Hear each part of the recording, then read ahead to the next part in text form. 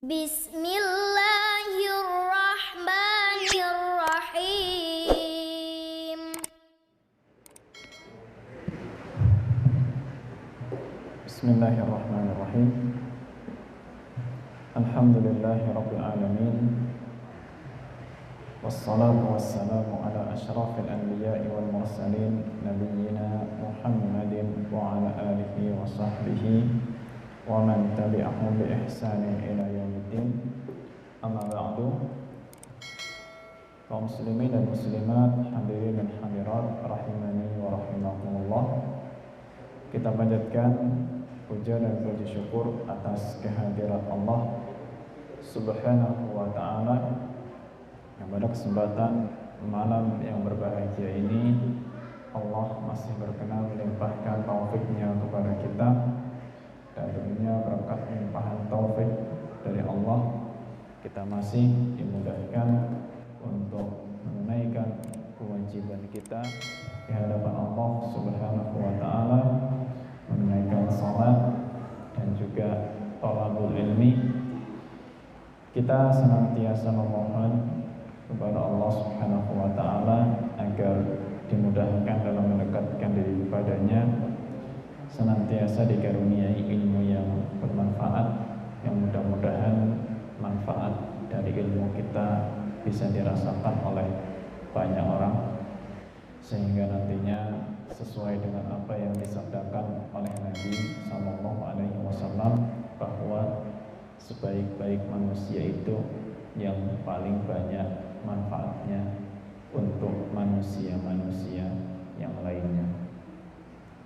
Insyaallah pada kesempatan malam hari ini kita akan berlanjut membahas tafsir setelah surat At-Takatsur, yaitu tafsir surat Al-Qari'ah.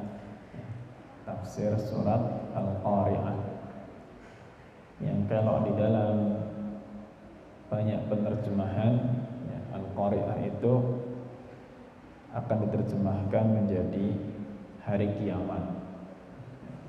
Al-Qari'ah menjadi salah satu nama dari hari kiamat. Jadi hari kiamat itu punya banyak nama ya.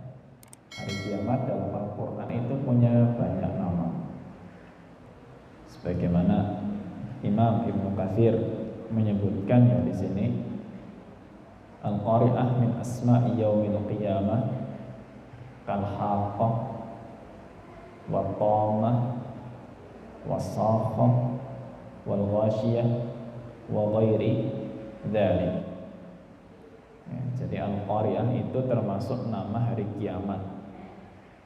Seperti ya, ada juga surat namanya surat Al-Haqqah. Al-Haqqah juga nama hari kiamat di juz yang ke-29. Ya, ada At-Tammah, As-Sakhah. Ya. Disebutkan juga Al-Ghashiyah. Itu nama-nama hari kiamat ya. Dan nanti masing-masing akan punya makna ya. Masing-masing akan punya makna. Di sini Allah Subhanahu wa ta'ala mengawali surat Al-Qari'ah, dan surat ini makkiyah ya, turun di Makkah. Ya, sesuai dengan karakternya, kalau surat-surat makkiyah yang turun di Makkah itu isinya adalah ancaman ya, penegasan masalah azab, hukuman Allah ya, penggambaran neraka. Itu juga yang nanti akan ada dalam surat Al-Qari'ah ya. Karena surat Al-Qari'ah ini ya, fokus pembahasannya adalah tentang bagaimana kita itu membuat hati kita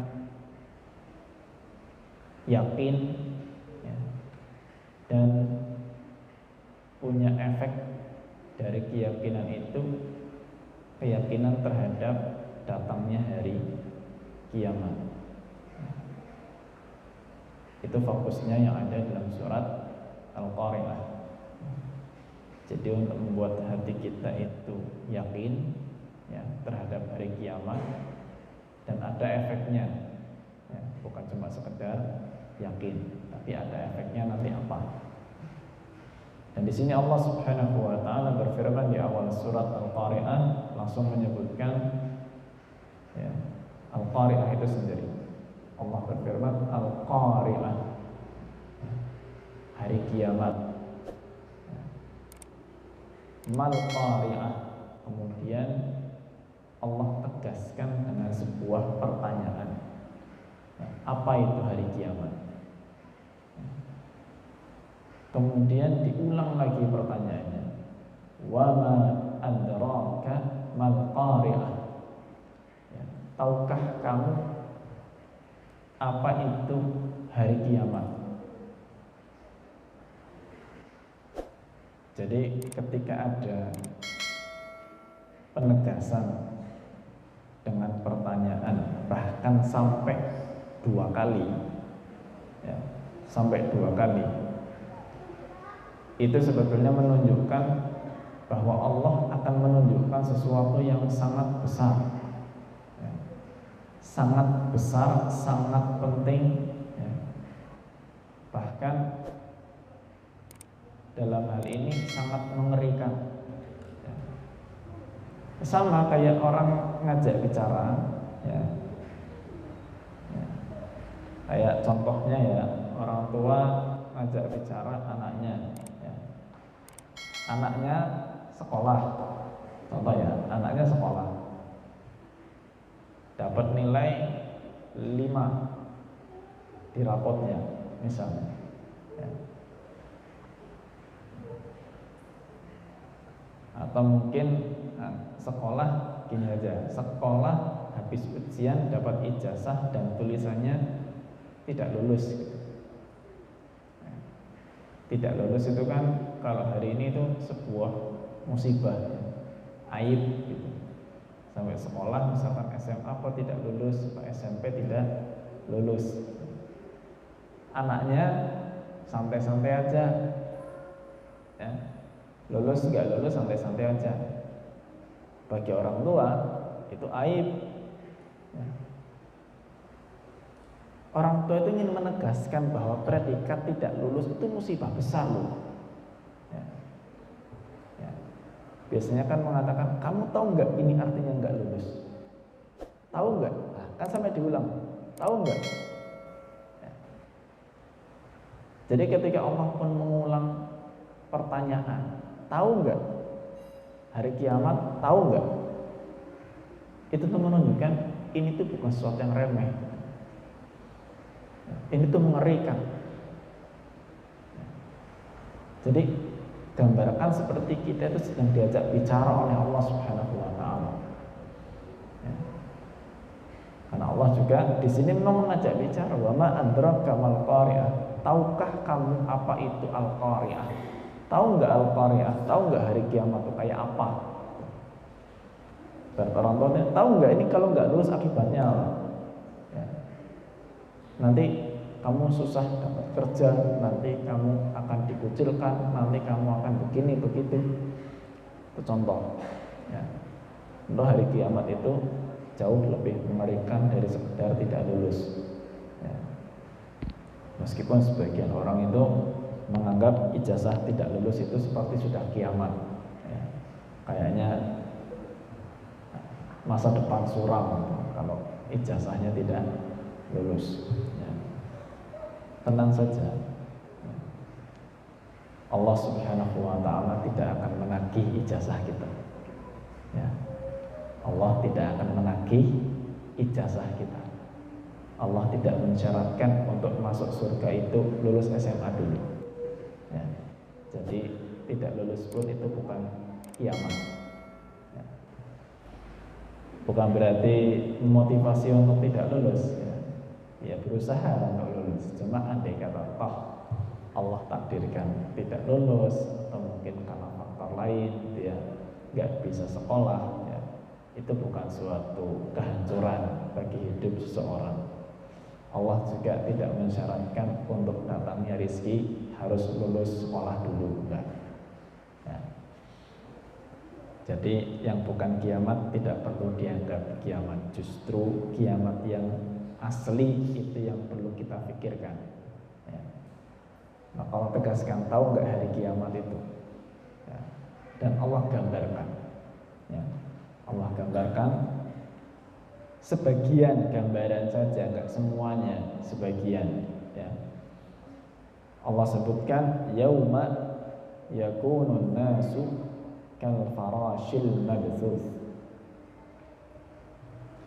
Hari, jadi kiamat itu ya, adalah hari di mana manusia itu kal farash, seperti laron. Ya. Farash itu laron. Ya. Kal farashil mabthuth, laron yang berterbangan. Ya. Laron yang berterbangan.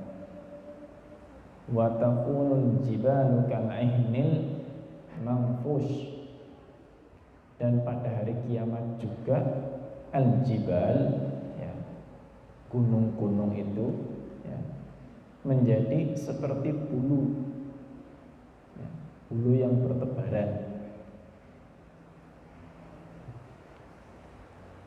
Nah, jadi di sini Allah Subhanahu wa taala dalam Al-Qur'an itu dalam beberapa tempat memang memberikan permisalan, ya, memberikan permisalan dalam masalah hari kiamat, dan juga menyebutkan beberapa kejadian. Ya. Nanti dalam juz amma ini kan ada beberapa surat yang memang menggambarkan hari kiamat. Seperti tadi kita ketemu dengan surat Al-Ghasyiyah, insyaallah. Ya. Kemudian nanti ketemu dengan surat Al-Insyiqaq, ya, terbelahnya langit.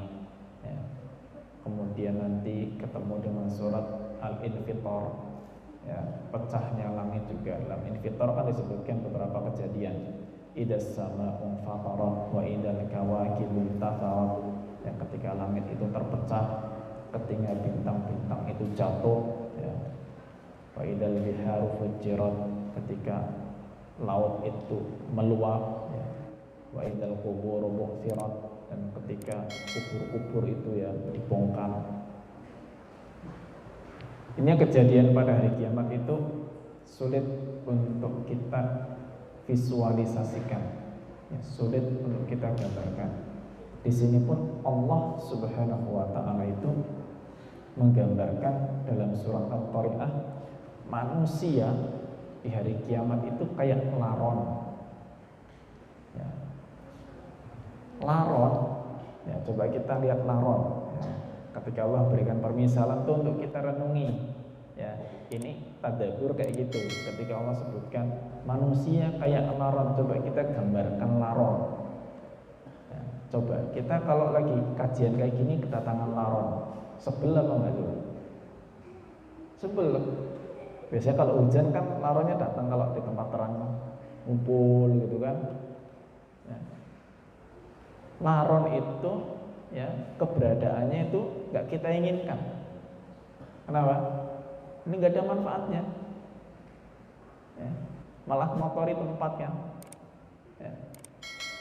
Itu penggambaran sisi penyamaan, sisi pertama dari penyamaan antara manusia dengan laron. Seolah-olah hari itu manusia nggak ada manfaatnya, ya, tidak ada manfaatnya. Ya. Dia sudah nggak bisa kasih manfaat kepada orang lain, kan? Nggak bisa.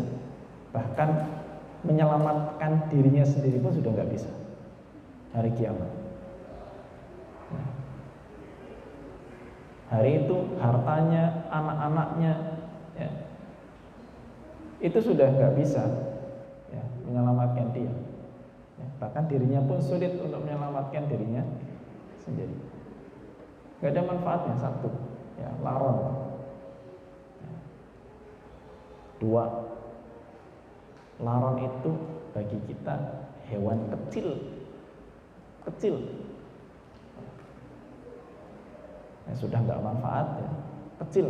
Ibarat lah kita mau tangkap satu juga gampang. Laron itu kan terbangnya lemah, ya kan? Laron hewan terbang, tapi kan terbangnya lemah dia, ya. Beda sama hewan-hewan terbang yang lain. Laron sama nyamuk masih lebih kuat nyamuk terbangnya. Ya. Laron sama lalat masih lebih kuat lalat terbangnya. Ya. Laron itu sayapnya lemah sekali, bahkan laron itu kalau sudah keluar hampir dipastikan dia mati di situ. Ya. Makanya kalau malam keluar laron, paginya berserakan laronnya sudah di situ.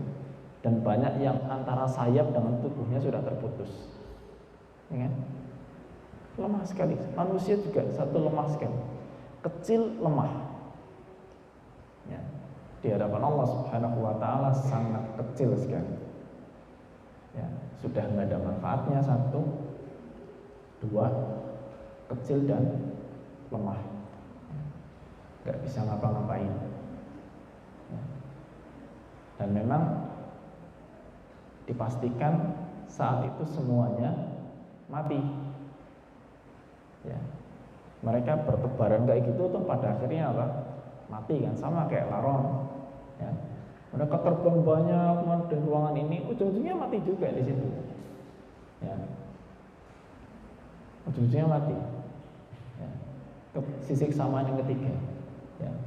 Berujung kepada kematian. Ya. Nggak lama juga setelah kejadian itu manusia tersisa di dunia ini nggak lama akan mati. Karena hari itu kejadiannya Masya Allah ya. Masing-masing itu bahkan sampai Allah Subhanahu wa ta'ala sebutkan ya, tadhalu kullu murdi'atin amma arda'at wa tad'u kullu dhati hamlin hamlaha. Saking mengerikannya hari itu, wanita yang sedang menyusui itu sampai melupakan bayinya. Kalau bahasa kita ora kober ya, sudah nggak bisa mikirkan bayinya. Dan bahkan wanita yang hamil saking mengerikannya hari kiamat langsung melahirkan, langsung. Wa tad'u kullu dzati hamlin hamlaha. Ya. Setiap wanita yang hamil langsung brojol.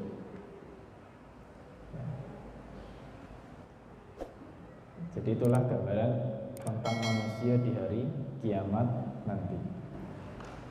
Kemudian di ayat yang kelima gunung. Ya. Jadi gunungnya Allah jadikan, karena gunung itu kan pada hari kiamat semuanya hancur. Ya.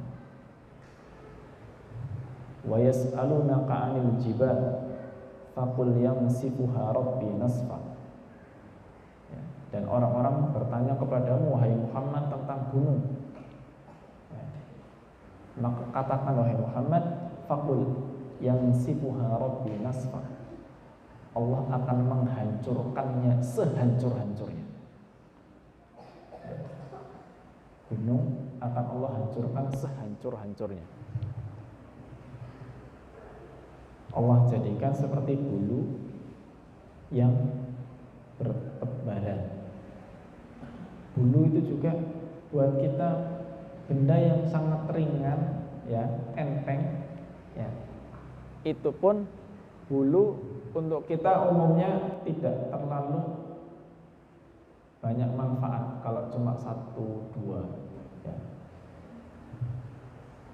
Ya, kecuali manfaat bulu-bulu yang biasa digunakan untuk pakaian, ya, itu kan kalau banyak.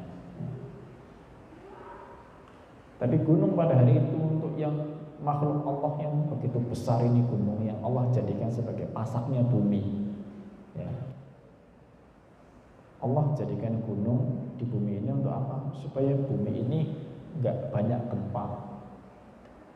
Ya. Itu hikmahnya gunung. Besar seperti itu pun Allah hancurkan mudah. Bahkan gunung itu sebagaimana disebutkan dalam surat Al-A'raf, hanya dengan Allah menampakkan ya, zatnya saja gunung langsung hancur. Ya, ketika Nabi Musa alaihissalam minta ditampakkan, ya. Qala rabbi arini anzur ilaik. Wahai Tuhanku, tolong tampakkanlah zatmu kepadaku, aku ingin lihat. Apa jawaban Allah? Qala lan tarani walakin inzur ila al-jabal fa in istaqarra makanahu fasawfa tarani. Kamu tidak akan bisa melihatku. Ya. Nabi Musa tidak akan bisa melihat Allah. Tapi lihat di gunung. Kalau dia masih tetap kokoh di posisinya, maka kamu akan melihatku. Tapi apa yang terjadi? Falamma tajalla rabbuhu lil jabali ja'alahu dakka wa kharra Musa sha'iqa. Ketika Allah Subhanahu wa taala menampakkan zatnya ke gunung, ya, maka gunung itu hancur, ya, dan Nabi Musa seketika pingsan. Mudah bagi Allah Subhanahu wa taala untuk menghancurkan gunung itu, ya, meskipun sebesar itu tidak ada yang sulit bagi Allah Subhanahu wa taala, karena semuanya tunduk kepada Allah Azza wa Jalla. Ya, semuanya tunduk kepada Allah. Gunung itu suruh menimpa sebuah desa, tinggal timpa saja, gampang. Ya.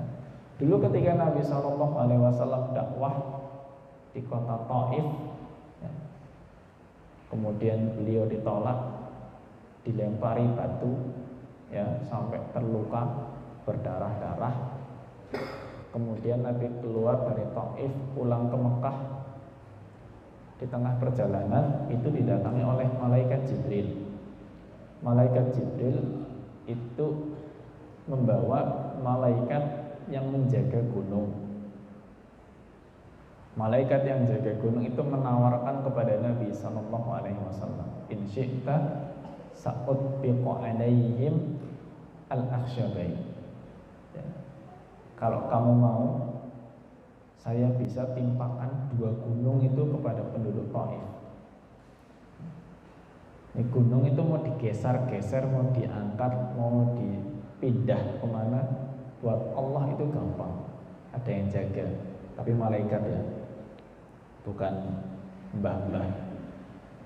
Kalau di kita yang jaga gunung nggak tahu mbah siapa, ada Mbah Petro, ada Mbah Semar. Allah yang menugaskan malaikat untuk menjaga gunung, ya. Jadi ketika ada, ya, gunung meletus, ya, gempa, itu baru kejadian kecil, ya, goncangan kecil sekali, belum sampai hancur itu gunungnya, ya, belum sampai hancur. Itu pun kita sudah harus mikir, ya, kalau goncangan gunung, ya, ibarat gunung itu batuk sedikit aja, ya, gunung batuk sedikit itu kan sudah tegangnya kayak apa. Coba kejadian kemarin, ya, ketika gunung meletus, itu ibarat baru satu gunung di antara sekian banyak gunung di muka bumi ini, baru satu gunung, Pak. Getar begitu sampai mengeluarkan mungkin laharnya, sampai asapnya, bahkan makan banyak korban. Itu baru getaran kecil satu gunung saja. Hari kiamat mau seperti apa? Idza zulzilatil ardu zilzalaha. Ketika gunung itu sudah betul-betul goncang. Itulah kondisi gunung nanti pada hari kiamat. Allah hancurkan, ya, dan hanya tinggal seperti bulu-bulu saja. Ya. Maka di sini setelah Allah menggambarkan hari kiamat itu, tujuannya untuk apa? Untuk memperingatkan manusia. Karena pas setelah itu kan semuanya mati. Ya. Setelah mati apa? Nah, akan ada perhitungan amal. Ya. Setelah itu, setelah kiamat itu semuanya mati, nanti dibangkitkan oleh Allah, terus perhitungan amal. Maka peringatannya, fa amma man thaqulat mawazinu fahuwa fi 'isyatir radiyah. Adapun orang yang berat timbangannya, timbangan di sini maksudnya timbangan amal soleh. Timbangan amal solehnya berat, maka dia berada dalam kehidupan yang bahagia, isyatin radiyah, ya. kehidupan yang memuaskan, masuk surga. Wa amma man khaffat mawazinuhu fa ummuhu hawiyah. Ya, dan adapun yang ringan, ya, ringan timbangan amal solehnya. Jadi timbangan amal buruknya itu masih lebih banyak, masih lebih berat amal buruknya daripada amal solehnya. Fa ummuhu hawiyah. Ya, fa ummuhu hawiyah. Jadi dan maka tempat kembalinya di sini Allah menggunakan redaksi kata ummu. Kita kalau dengar kata ummu itu artinya apa? Ibu. Ya. Ummi itu ibu. Dan Allah memilih kata ummu di sini, kata ibu sebagai pilihan untuk menggambarkan tempat kembalinya. Ada maksud apa? Ya. Jadi ibaratlah seorang anak ya. Anak. Kalau kita tanya, masing-masing anak punya ibu berapa? Satu. Ya. Punya ibu satu. Ya. Jadi Allah menggambarkan di sini ya. Imam Ibnu Katsir menjelaskan. Wa inna ma qila lil hawiyati ummuhu li'annahu la ma'wa lahu ghairaha. Kenapa Allah Subhanahu wa taala menyebutkan al-hawiyah ya. Neraka itu sebagai ya. Sebagai ibu karena tidak ada lagi tempat kembali kecuali itu. Satu-satunya tempat kembali untuk orang yang amal buruknya lebih berat daripada amal solehnya, ya sudah ke neraka. Wa ma adraka ma hiya, tahukah kamu apa itu neraka yang disebut sebelumnya sebagai hawiyah? Ya. Maka Allah jelaskan narun hamiyah, itu api yang dipanaskan. Jadi hawiyah itu sendiri juga salah satu nama neraka ya, hawiyah. Nama neraka itu banyak. Ya. Di sini salah satu nama neraka, ya, itu namanya hawiyah. Apa arti hawiyah? Hawiyah itu sendiri, ya, asalnya dari kata hawa yahwi. Hawa yahwi, artinya jatuh. Ya. Hawa yahwi, hiwayah itu jatuh. Hawiyah itu neraka, ya, ibarat jatuh ke dasarnya itu luar biasa. Jadi neraka itu tempat hukuman yang betul-betul menjadikan ya, pelaku dosa, penghuninya itu jatuh betul, ya.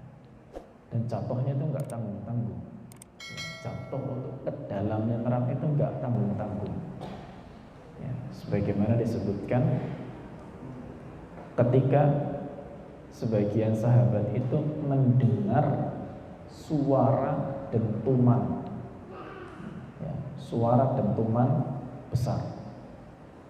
Kemudian ya, Nabi SAW bertanya, kalian tahu itu suara apa? Ya, kalian tahu itu suara apa? Beliau jawab, tilka sahratun ulqiyat fi jahannam wal ana wasalat ila qa'riha. Oh, kama qala alaihi salatu wassalam. Itu suara batu besar. Ya. Ulqiyat fi jahannam qabla sab'ina aman. Dilemparkan ke dalam neraka 70 tahun yang lalu. 70 tahun yang lalu. Al-ana wasalat ila qa'riha. Baru hari ini di zaman Nabi alaihi salatu wasallam. Ketika beliau bersabda, baru hari ini sampai di dasarnya. Dilemparnya 70 tahun yang lalu, ya, buat sampai dasar itu butuh 70 tahun. Itu seberapa dalamnya, subhanallah. Ya. Disebutkan dalam banyak hadis juga bahwa lemparan itu akan lebih jauh daripada jarak antara timur dan barat, ibarat dari ujung bumi ke ujung bumi itu. Ibarat diameter bumi ini nggak ada apa-apanya dibandingkan dengan dalamnya neraka. Andai kata orang jatuh, ya, dilemparkan ke sebuah tempat yang dalamnya itu sama dengan panjang diameternya bumi, itu masih lebih dalam lagi. Ya. Sebagaimana contoh ya disebutkan dalam beberapa hadis, ya, innal amda la yatakallamu bil kalimah min sakhatillah la yulqi biha balan yahwi biha fin nari ab'ada ma bainal masyriqi wal maghrib. Bisa seorang hamba itu mengucapkan satu kata yang mendatangkan kemurkaan Allah dan dia tidak menyadari itu, ya, dia meremehkannya, ya, dan hanya dengan satu kalimat itu dia jatuh ke dalam neraka yang dalamnya itu lebih dalam lagi jika dibandingkan dengan jarak antara timur dan barat. Ya, itu gambaran dalamnya neraka. Maka disebut hawiyah. Ya, jatuhnya itu luar biasa kalau sudah masuk situ. Ya. Nah, maka di sini memang Allah Subhanahu wa taala menggambarkan manusia itu nanti ketika ditimbang, ya, sebetulnya yang digambarkan dalam surat Al-Qari'ah itu ada dua golongan, tapi sebagian ulama menambahkan ada satu golongan lagi. Ya, jadi nanti manusia ada tiga golongan, terutama yang mukmin. Ya. Tapi secara umum ya nanti ada tiga. Secara umum ada tiga, baik yang mukmin mau yang kafir. Yang pertama itu yang disebutkan di sini fa amman thaqulat mawazinu. Orang yang memang amalan solehnya itu menang, lebih berat daripada amal buruknya. Ya. Maka apa balasannya? Masuk surga, langsung masuk surga. Ya. Kalau amal solehnya menang, ya, daripada amal buruknya, maka masuk surga. Bahkan sebagian ulama menyebutkan ini golongan ini yang berpotensi masuk surga, nggak dihisab, nggak diadab, langsung masuk surga. Golongan yang kedua, orang yang amal buruknya lebih berat daripada amal solehnya. Ya, jadi amal solehnya ringan. Ini wa amma man khaffat, orang yang ringan amal solehnya, ya, dan amal buruknya menang. Ya. Kalau dia mukmin, ya, maka dia punya dua kemungkinan. Ya, kalau dia mukmin dia punya dua kemungkinan. Kemungkinan pertama yang terbaik dia diampuni oleh Allah Subhanahu wa taala, sangat mungkin. Ya. Sebagaimana ada seorang wanita, ya, yang pekerjaannya mabuk sebagai pelacur, dia bisa masuk surga hanya karena ngasih minum seekor anjing. Itu kuasa Allah Subhanahu wa taala untuk mengampuni dosanya. Sebagaimana disebutkan oleh Nabi SAW. Jadi kemungkinannya ada dua, bisa diampuni oleh Allah, bisa masuk neraka dulu, buat dibersihkan baru masuk surga. Adapun orang yang nggak beriman, ya udah nggak ada pilihan lain, ya, masuk surga, masuk neraka selamanya di situ. Ya, itu yang tidak beriman. Nah, golongan yang ketiga apa? Golongan yang ketiga orang yang kebaikan dengan keburukannya seimbang. Nah, gimana kalau seimbang? Ya. Maka para ulama jelaskan inilah yang nanti masuk ke dalam firman Allah, fasawfa yuhasabu hisaban yasira. Mereka tetap dihisab oleh Allah, tapi hisabnya yang gampang, bukan hisab yang berat. Ya. Dan maka ini peringatan Allah yang semoga, ya, kita berupaya untuk jadi golongan yang pertama. Ya. Kesalahan dosa itu kita nggak bisa hindari. Dosa kita tetap akan punya dosa. Ya, nggak bisa kita hindari. Bukan berarti kita menyengaja, enggak. Banyak dosa yang kita nggak sadari tentunya. Ya. Tinggal kita banyak minta kepada Allah, mudah-mudahan itu diampuni. Dan memperbanyak amalan soleh, mudah-mudahan amal soleh itu bisa mengalahkan yang buruk-buruk. Ya. Itu cara kita untuk mendapatkan keselamatan di hadapan Allah Subhanahu wa taala. Baik, kita jeda untuk adzan. Wassallallahu ala nabiyyina Muhammad wa ala alihi wa sahbihi wabarakatuh.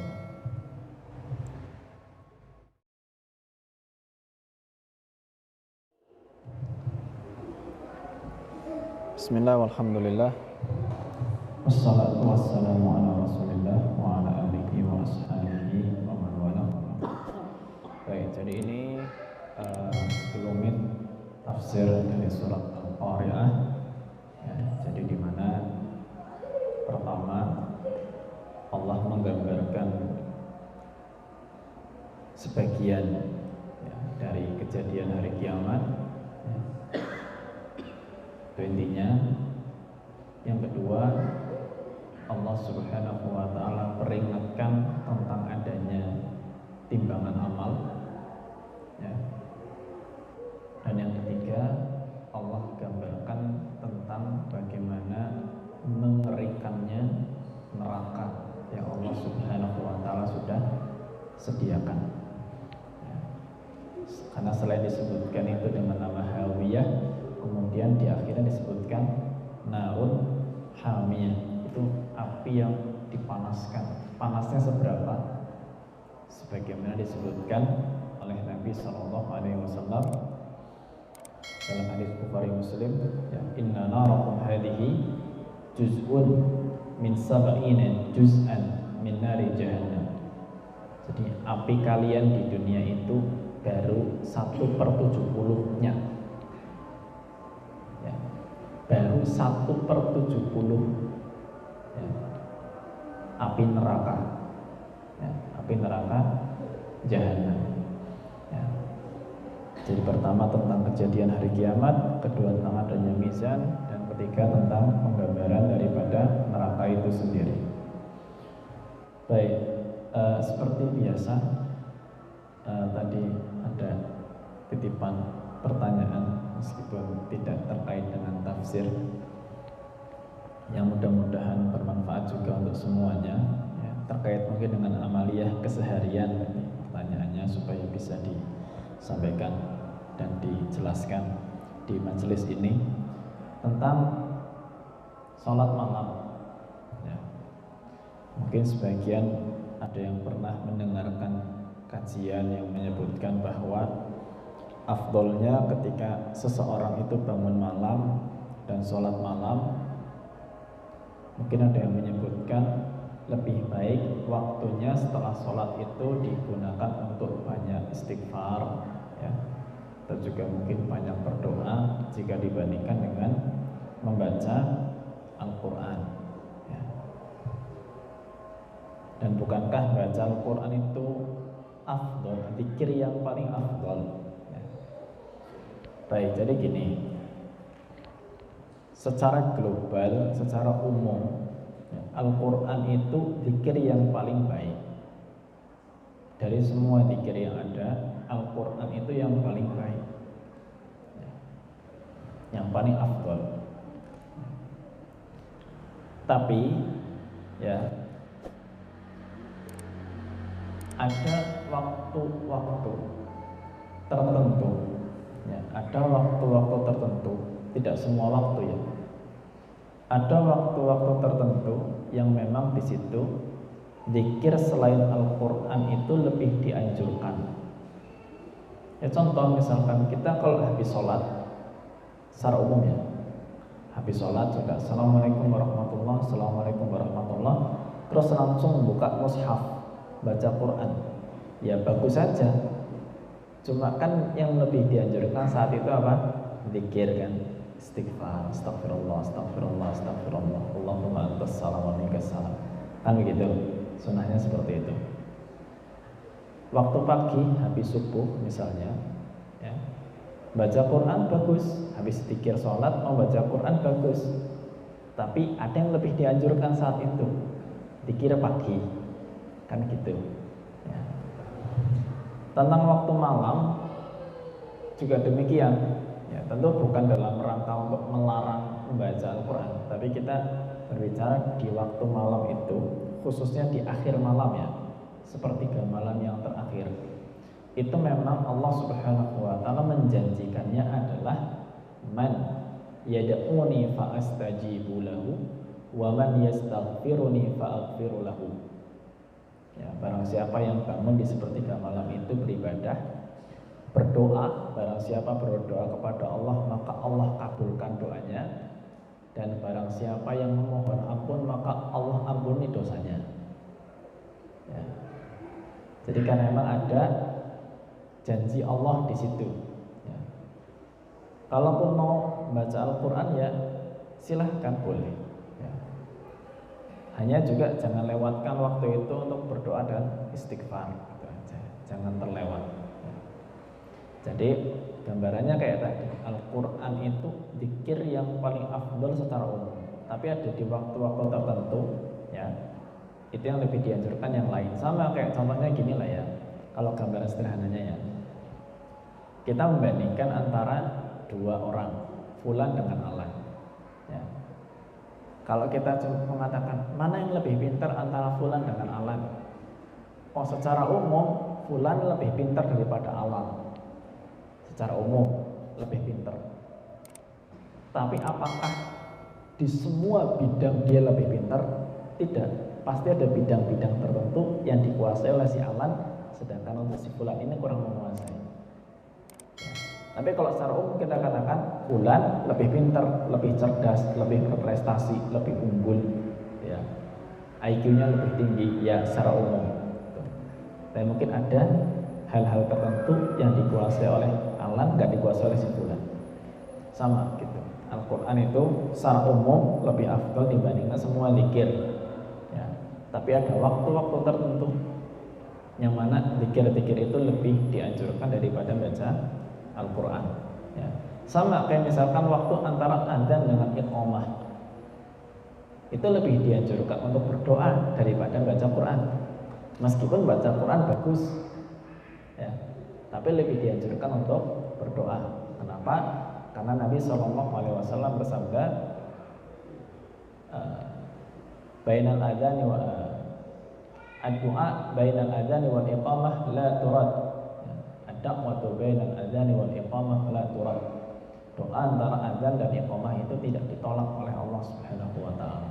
Maka anjuran khususnya tentang doa. Ya, begitu secara umum.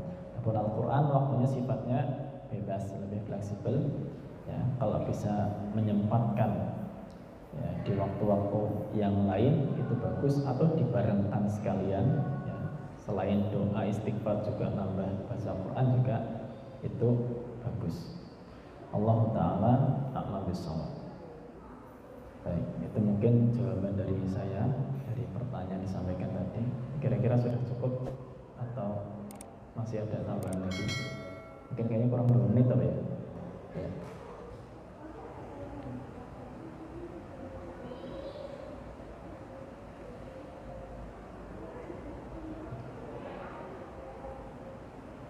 Baik, kalau tidak ada, ya, berarti untuk sekedar mengakhiri dan menutup kajian kita di kesempatan malam hari ini. Ya. Jadi memperberat timbangan amal soleh, dan nanti yang ditimbang itu bisa diri kita ditimbang, ya. Bisa yang ditimbang itu lembaran-lembarannya, lembaran catatan amal yang ditimbang. Bisa yang ditimbang itu amalannya, ya, amalannya Allah bentuk menjadi sesuatu yang berwujud, ya. Pahala itu berwujud, dosa berwujud, ya. Semuanya bisa Allah Subhanahu wa Ta'ala wujudkan. Untuk memperberat, ya, timbangan amal soleh kita di hadapan Allah Subhanahu wa Ta'ala, sebetulnya sarannya cukup banyak, ya. Tapi setidaknya Nabi SAW menegaskan, ya, ma min syai'in athqalu fil mizani min husnil khuluq. Tidak ada sesuatu yang lebih berat lagi di timbangan nanti selain husnul khuluq, ya, akhlak yang mulia. Jadi itu perkara yang nanti akan paling memberatkan amal kita di hadapan Allah Subhanahu wa Ta'ala. Amal akhlak mulia, akhlak kita kepada Allah, ya, akhlak kita kepada sesama manusia, dan akhlak kita kepada semua makhluk Allah, meskipun bukan manusia. Makanya kepada jin pun kita diajari ada akhlaknya. Ya. Dengan jin pun kita diajari ada akhlaknya. Ya. Kenapa kita nggak boleh istinja, membersihkan najis kita menggunakan tulang belulang? Itu adab kita dengan jin. Karena tulang belulang itu akan jadi makanan jin-jin yang muslim. Ya. Bahkan kepada jin pun yang mungkin kita pandang makhluk yang selama ini kesannya itu menakutkan, serem, bagi mereka yang muslim kita punya adab juga. Ya, kita punya adab juga. Maka itulah yang perlu diperhatikan ya, menjaga akhlak kita baik kepada Allah, kepada sesama manusia, atau kepada makhluk-makhluk yang lain yang semoga memudahkan kita untuk memperberat amalan soleh, timbangan amal soleh kita di hadapan Allah Subhanahu wa Ta'ala. Selain dengan amalan-amalan yang lain tentunya. Kiranya ini yang bisa kita bahas di kesempatan malam hari ini. Semoga Allah berkahi ilmu kita. Wassallallahu ala nabiyyina Muhammad wa ala alihi wa sahbihi wa baraka wa sallam. Wa akhiru da'wana alhamdulillahi rabbil alamin. Subhanakallahumma wa bihamdika asyhadu an la ilaha illa anta astaghfiruka wa atubu ilaik. Billahi taufiq wal hidayah. Assalamualaikum warahmatullahi wabarakatuh.